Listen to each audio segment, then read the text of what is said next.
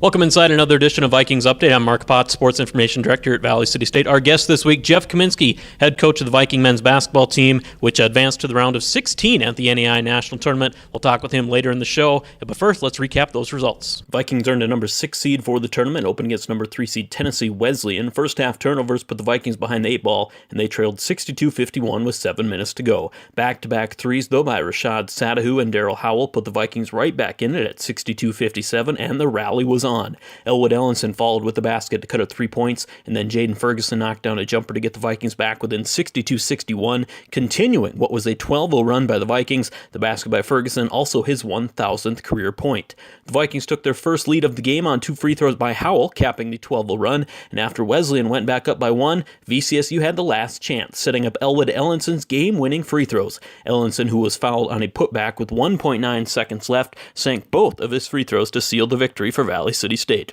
Howell led the Vikings with 21 points in the game as VCSU closed on a 14-2 run for the stunning comeback. Ferguson added 14 points, giving him 1,000 for his career. That was just the second national tournament victory in program history.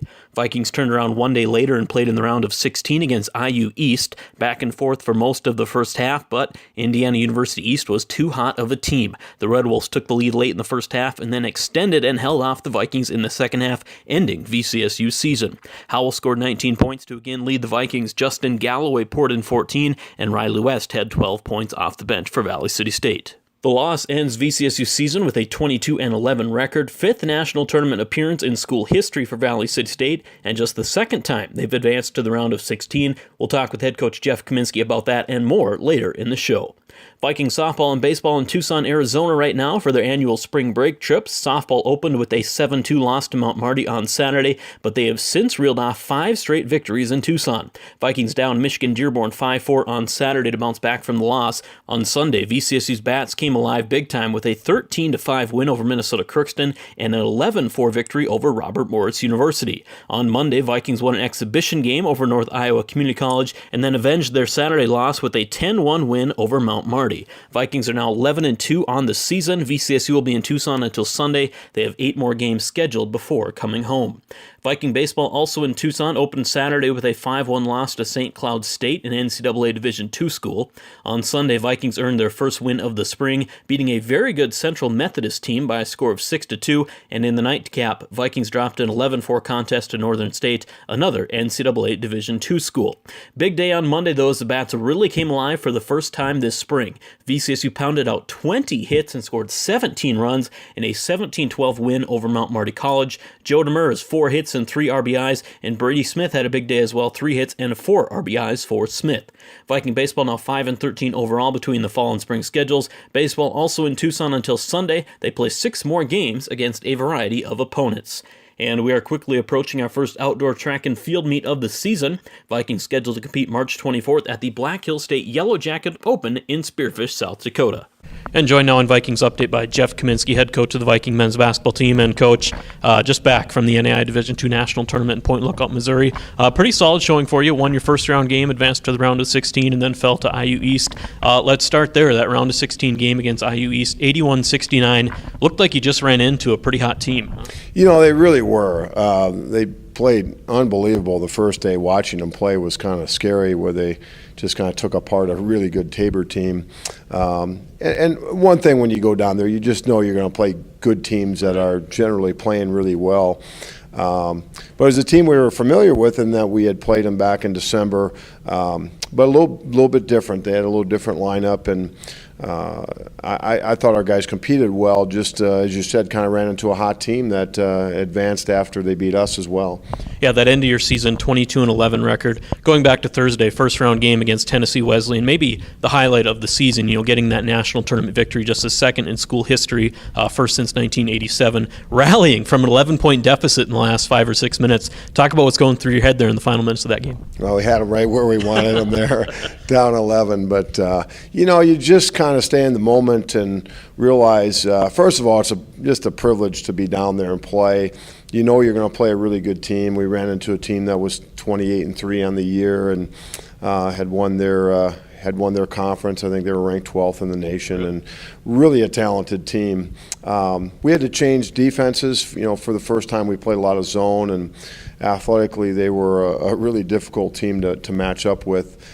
So we were able to kind of hang in there with what we were doing, and all of a sudden you got to make shots and make plays. And when we were down 11, we hit Rashad hit that 3, and then we came down. Darryl hit a 3, and all of a sudden you've got a manageable game there, down 5 with still a few minutes to go. So really proud of our guys for kind of keeping their composure, and especially after a tough first half where we had to hang in there. We turned the ball over probably more than we had all year, but we also hadn't probably seen that type of athleticism and length all year as well. Yeah, so after the game, Elliot Ellenson, 2 free throws, 1.9 seconds left to win it. After the game, that moment on the bench in the locker room, getting that national tournament victory, tell us a little bit about how special that was maybe for the team. Well, it is. There's, winning is special, and when you win in the national tournament, and especially winning the way that we did, having to come from behind, and Elwood stepping up and making the 2 big free throws, you just really feel a special bond and enjoyment with a team that you just can't get any other way. It's one of the beauties of sports. So there's as they say, there's kind of winning and misery at that level, and so we really enjoyed that for a moment and realized we had to regroup and try to get ready for the next day. But certainly one of the more enjoyable moments at the end of that game on the bench and then in the locker room to watch our guys celebrate. And just being at the national tournament, Point Lookout, Missouri, that's a special accomplishment, obviously, but it's a really unique atmosphere down there, isn't it? It is. It's just it's a privilege to make it. There's a lot of good teams that didn't have an opportunity to play in it, and I think it's the most unique and best tournament in the country at any level.